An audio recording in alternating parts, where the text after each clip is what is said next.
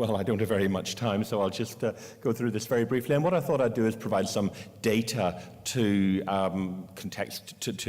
fill in some of the gaps that we've had so far. And we were interested in looking at the real quantitative data that supported or refuted, perhaps, the concerns that had been raised. And what we found when we did a systematic review was we found 17 studies, some of which have already been referenced, some of by the people who are on the panel. And these studies collectively showed consistent evidence that implementing trade agreements was associated with increased consumption of processed foods and sugar-sweetened beverages. Granting import licenses for patented drugs increased access to pharmaceuticals. There was some evidence associating trade agreements and the policies that go with them, with cardiovascular disease and higher BMI.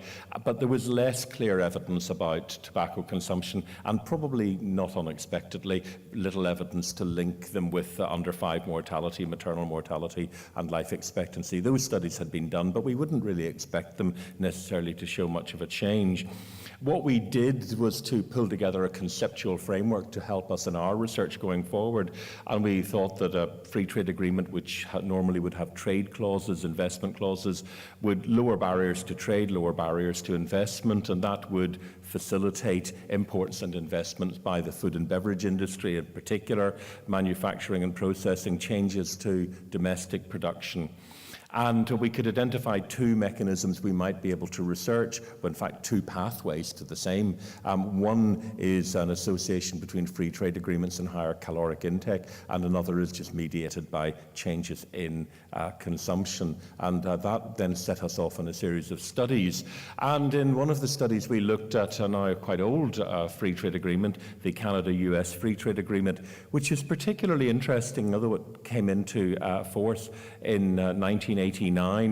It reduced barriers in trade and investment between the US and Canada over a 10-year period. But of course, NAFTA came in halfway through, and that changed things. But it was interesting because it was a discrete policy initiative. It wasn't part of a larger package of reforms, and it wasn't implemented in response to any other major crisis that was happening at the time.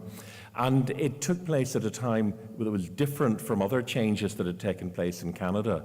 There had been other changes in canola oil production, changes to general sales taxes and so on.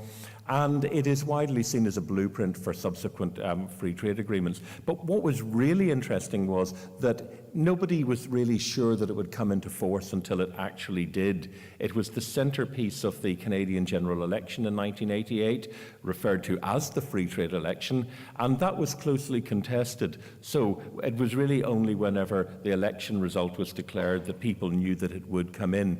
Now that's important for doing time series analysis, because normally with any change in policy, some people will anticipate it and begin to do things before. Some people will delay a bit, and it makes it difficult to have a timing.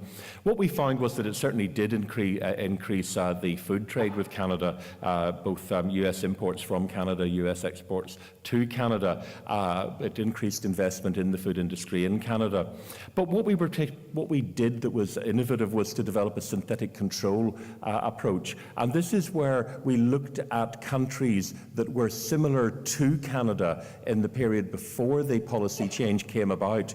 And we used an algorithm to identify which countries those were, and we could then use them as a control that we could project forward and see what happened to them and compare it with what happened in Canada. And when we do that, we see that there was a significant increase in calorie availability in Canada compared to what we estimate would have happened in its absence. And we can estimate that the estimated rise in caloric intake accounted for about 2/3 of the total rise in obesity in that period.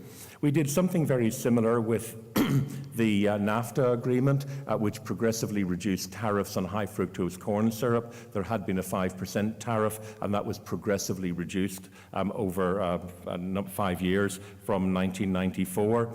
Again, we identified countries where the trends there strongly were consistent or correlated with what had happened in Canada before the policy was introduced. And in that case, it was Spain, Germany, Germany, New Zealand, and this is what we see. So the trend in Canada had been relatively flat. The synthetic control, which was what happened in the other countries not exposed to NAFTA, continued. It rose a little bit, but there was a massive increase in synthetic Canada, or in the actual Canada. So we can take it from that NAFTA seems to have been strongly associated with a marked rise in high fructose corn syrup consumption in Canada.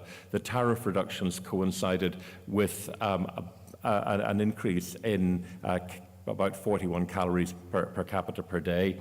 And what this shows is that even a seemingly modest change in product tariffs in free trade agreements can substantially alter population-wide dietary behaviour.